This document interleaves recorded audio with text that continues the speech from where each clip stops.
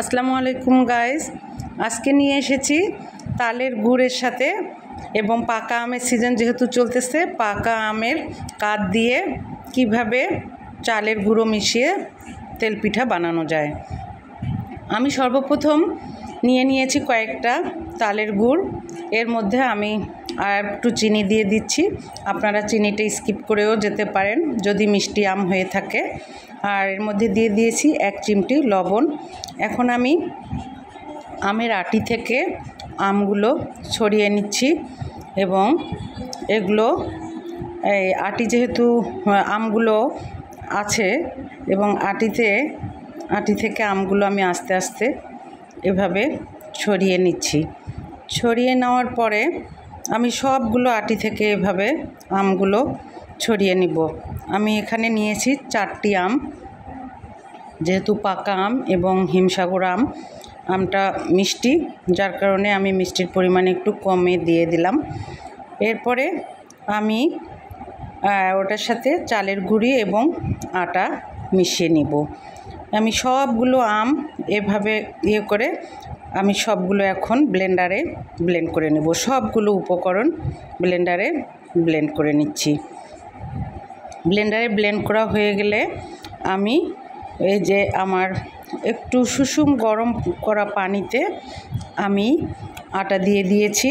সুষুম গরম পানি অর্থাৎ উষ্ণ গরম পানিতে আটা দিয়ে দিয়েছি এবং এই উপকরণটা আমি একসাথে ঢেলে দিব এবং 1 কাপ এই যে ময়দাও আমি মিশিয়ে দিলাম। সেই সাথে ময়দাটা দিলে পিঠাটা আরও বেশি স্মুথ হবে। এরপরে আমি এটা একসাথে করে হাত দিয়ে মিক্সচারটা তৈরি করে নিচ্ছি।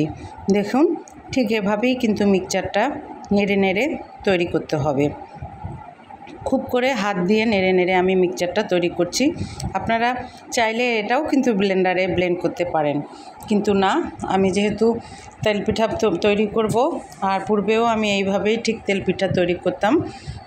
এবং আমের রস দিয়ে আমি তেলপিঠা পূর্বেও তৈরি করেছি। দেখেন আমার তেলপিঠা বানানোর এই যে গোলাটা এরকম মসৃণ হবে। দেখেন, স্মুথ হলে যত বেশি স্মুথ হবে আপনার পিঠাটাও তত বেশি খেতে হবে। এখন এসছি আমি এটা ভাজতে।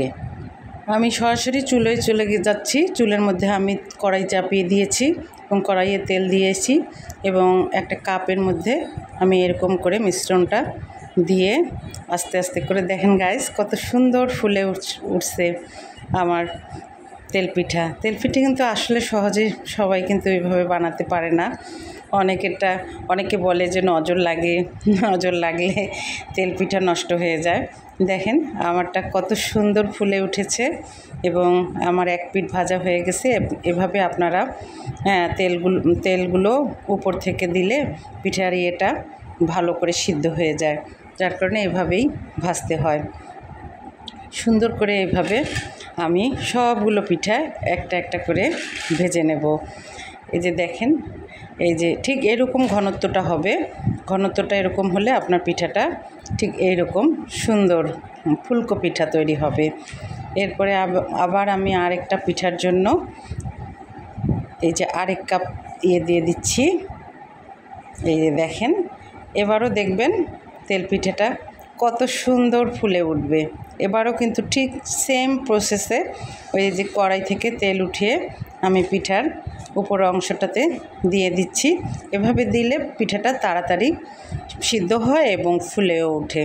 আমার এ পিঠটা হয়ে গেলে আমি অন্য পিঠটা আবার ভেজে নেব। দেখেন কত সুন্দর ফুলে উঠেছে না পিঠাটা।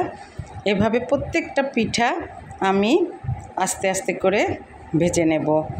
কেমন লাগলো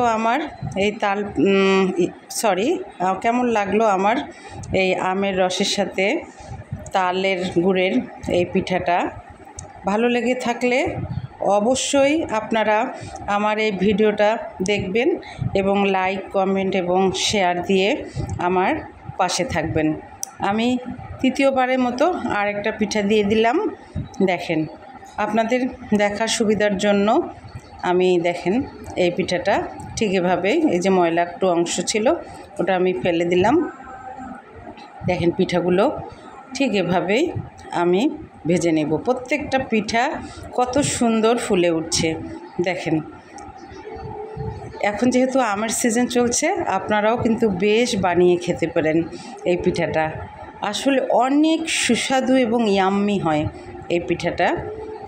দেখেন কত সুন্দর ফুলে উঠেছে এই পিঠাটা। দেখেন আমি কাছে থেকে দেখাচ্ছি আপনাদেরকে, ফুলকো এরকম তেল পিঠা আমের রস দিয়ে এবং তালের গুড়, বা এটা আপনারা চিনি দিয়েও তৈরি করতে পারেন বা এমনি নর্মাল গুড় দিয়েও তৈরি করতে পারেন। আমার হাতের কাছে যেহেতু ছিল তালের গুড়, তাই আমি তালের গুড় দিয়ে এগুলো তৈরি করে নিয়েছি। দেখুন কীরকম ফুলকো ফুলকো পিঠা তৈরি হয়েছে, দেখতে কত সুন্দর লাগছে এবং খেতে না জানি কত যে ইয়াম্মি হবে। তবে আমি ভাজতে ভাজতে অলরেডি একটা খেয়েই নিয়েছিলাম, অনেক বেশি ইয়াম্মি হয়েছে। আপনারাও এভাবে আমের মৌসুমে আপনারাও এভাবে পিঠা খেতে পারেন। ধন্যবাদ। হ্যাঁ।